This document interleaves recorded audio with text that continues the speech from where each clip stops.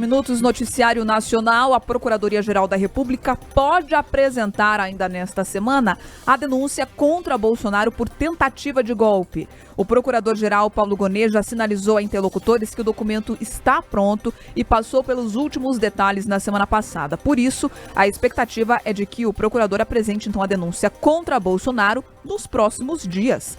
Com a acusação, o ministro Alexandre de Moraes, que é o responsável pelo caso, deve dar aí 15 dias para que os denunciados enviem uma resposta por escrito. Depois, Moraes libera a ação para plenário julgar de forma colegiada o recebimento ou não dessa denúncia. A primeira turma do STF vai ser responsável por analisar o documento e proferir uma decisão. Jair Bolsonaro foi indiciado pela Polícia Federal em novembro do ano passado, junto com 39 pessoas, incluindo ex-ministros e também militares de alta patente, como os generais Braga Neto e também Augusto Heleno. Os envolvidos foram indiciados pelos crimes de abolição violenta do Estado Democrático de Direito, golpe de Estado e organização criminosa.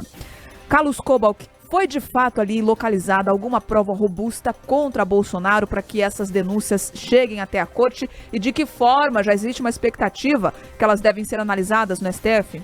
Sim, já existe essa expectativa.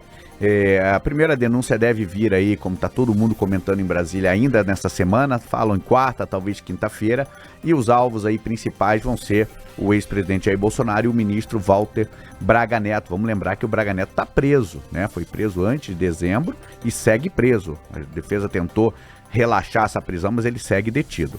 Agora, o Supremo está trabalhando com o seguinte cenário: eles querem julgar Bolsonaro, começar esse julgamento ainda nesse ano. Para quê? Para evitar uma contaminação do processo eleitoral em 2026. Então a ideia é julgar Bolsonaro agora até o fim do ano, e já tem gente aí próxima, aliados aí de Bolsonaro, que não cogitam até uma prisão do ex-presidente ao fim aí desse julgamento. Agora, Bolsonaro vai esticar essa corda aí até quando puder, né? Até para poder participar desse processo de escolha do candidato da direita, né? Se não for ele está tentando, está inelegível, mas está tentando aí algumas artimanhas para concorrer ao pleito em 2026. Agora, se não for ele quer participar dessa escolha, né? Que seja o Tarcísio ou que seja outro candidato da direita. Agora, há uma estratégia aí, principalmente encabeçada pelo filho Eduardo Bolsonaro, de tentar aproximar Donald Trump dessa questão toda, tá? Eles aguardam aí essa denúncia, talvez até uma manifestação de Donald Trump. Eles querem apostar aí nessa pressão internacional, numa narrativa de que Jair Bolsonaro está sendo perseguido. Então, não será surpresa aí se Donald Trump entrar nessa peleia aqui, nossa aqui, sobre essa denúncia envolvendo Jair Bolsonaro. Então, é uma estratégia que bolsonaristas estão adotando, estão com certo receio de que Bolsonaro possa sair preso, e aí pode mudar todo o cenário para a eleição de 2026. É que pela matemática, tentando jogar inclusive, né, a discussão para o plenário do STF, já sabem que dificilmente ali haverá uma absolvição. Se você olhar para a composição, isso já fica praticamente claro em termos de tendência. O que se fala também sobre isso é que essa demora do Paulo Gonet em apresentar a denúncia poderia ter ajudado bastante a estratégia do lado de Bolsonaro, e se continuar nessa toada, né, pela avaliação, também que o sonho, na verdade, era botar um nome. Eu vou chamar de cédula aqui, mas nem tem cédula mais, né? Mas era botar um nome ali, nome Bolsonaro. Isso, nome na urna, exatamente.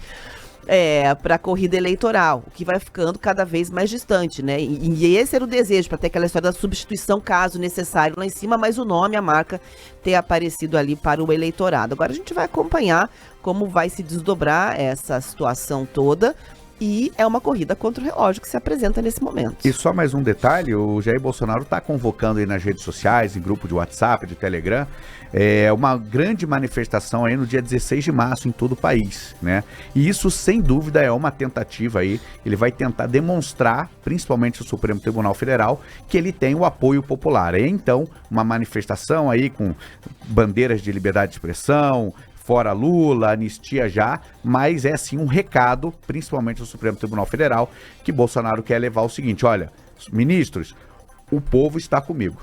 Até porque muitas vezes é avaliado também nos bastidores dessas cortes, do STF, o momento político para executar alguma prisão ou para colocar alguma figura ali presa ou não. Existe momento político para que Bolsonaro seja preso, de fato?